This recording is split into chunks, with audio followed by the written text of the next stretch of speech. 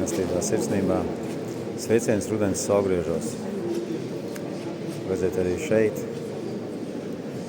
gan 13-nieks, gan saules ceļā, kur šeit pamatā redzams ir, kur jauna un svari, kur mēs šobrīd esam, vai sekunditās sanās zināšanas, kur šis te ir lielais pamats, tieši šis te svaru laiks, kurā ir šī saticība visam savā starpā, sirsnība, vienlaiks katram sevī, jūtot sevi, un vienlaiks tādā mīlošā, sirsnīgā būšanā, kas arī ir lielajā 26,000 gadu ciklā.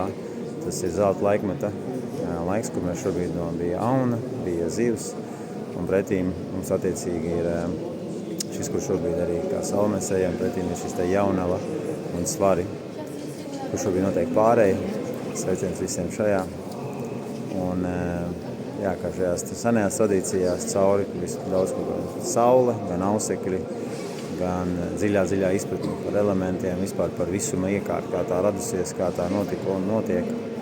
Sirsnīgs sveiciens visiem šajos svētkos, just savā sirdī, savā esībā.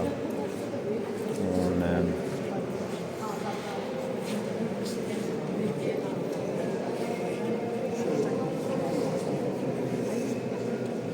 kā iekšā skan mīlam viens otru.